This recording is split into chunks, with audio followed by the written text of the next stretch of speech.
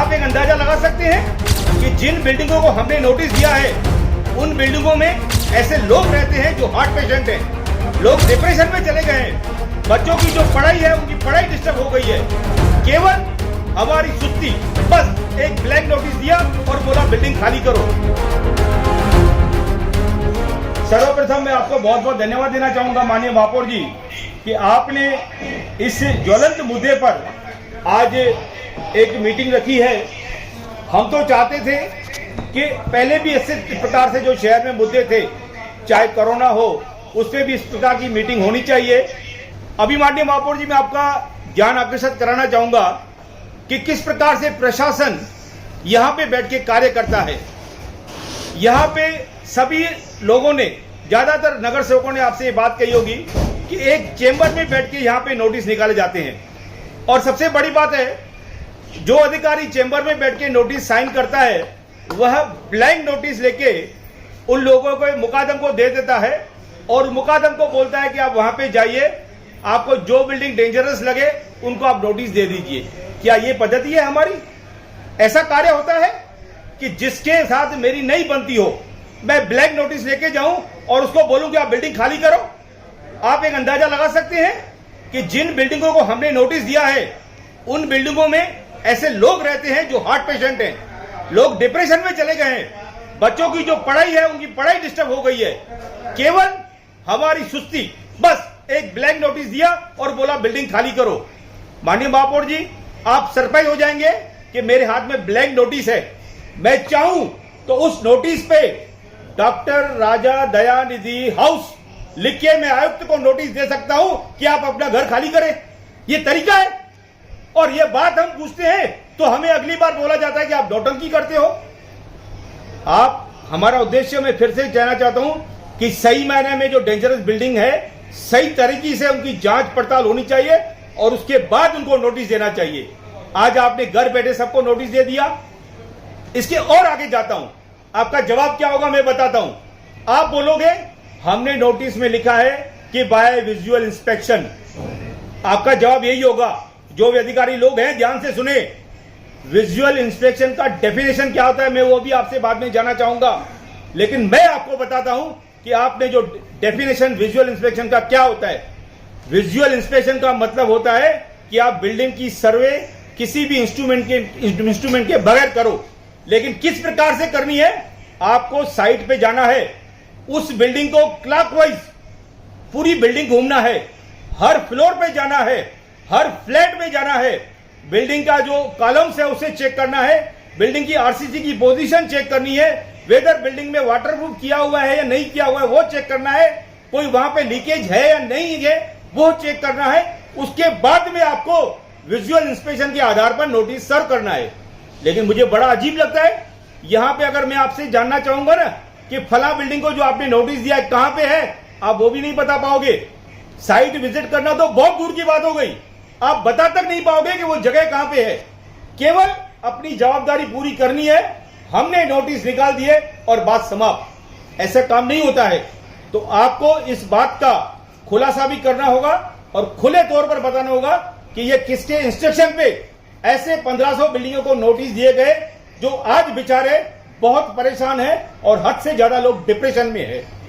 अरे हमारी जवाबदारी है, हम चुने हुए प्रतिनिधि हैं, उनका दुख दर्द, उनकी अगर कोई पीड़ा होगी तो वह हमारा काम है कि इस हाउस में रखना। तो मैं महापौर जी आपको विनती करता हूं कि एक कैसे अधिकारियों ने ये जो काम किया है उस पर खुलासा होना बहुत ही आवश्यक है। अभी उसके बाद में मैं लंबा बात न करके हमारी मांग क्या होनी चाहिए।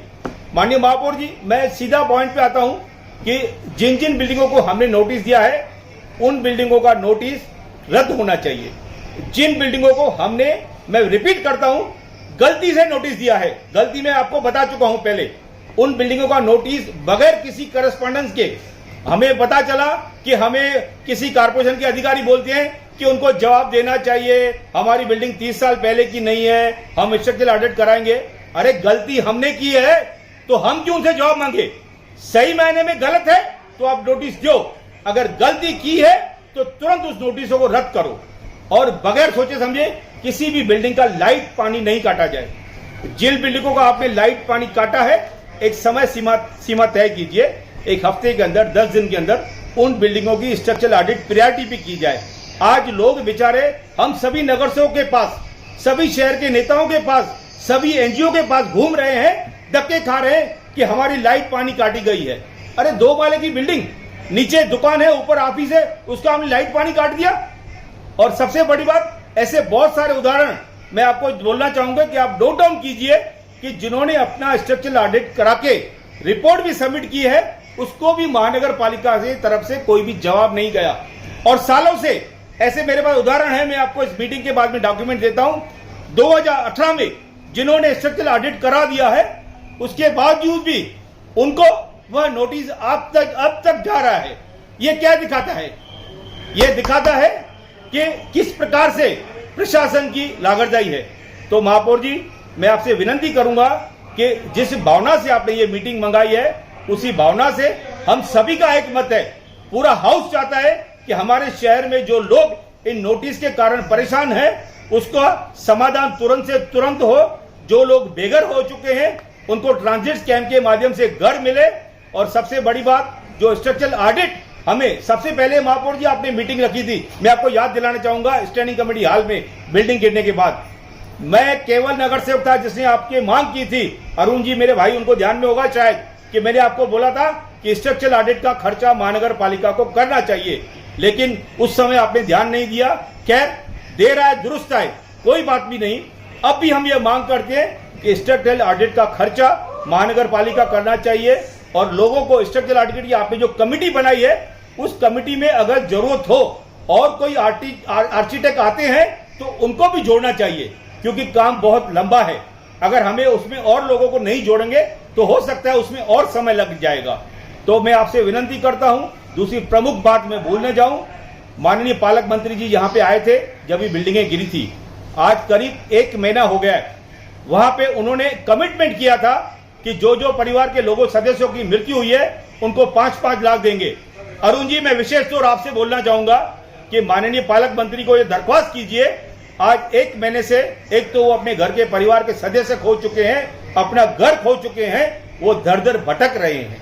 केवल हमको थोड़ा इनिशिएटिव लेना है और उनके जिनके सदस्य गए हैं उनको 5-5 लाख रुपए बहुत जल्द से जल्द मिलनी चाहिए। ये मेरी प्रमुख मांगे हैं। बाकी आप जो ट्रांजिट कैंप होगी, लाइट का, पानी का, बिल का, लेकिन इस मीटिंग पूरी होने से पहले मैं प्रशासन से चाहूंगा कि एग्जैक्टली इस बातों का हमें जवाब मिलना चाहिए। ऐसा ही नहीं होना चाहिए कि हमने मीटिंग की, बड़े बड़े भाषण दिए, लेकिन जनता वहीं की वहीं पे ही।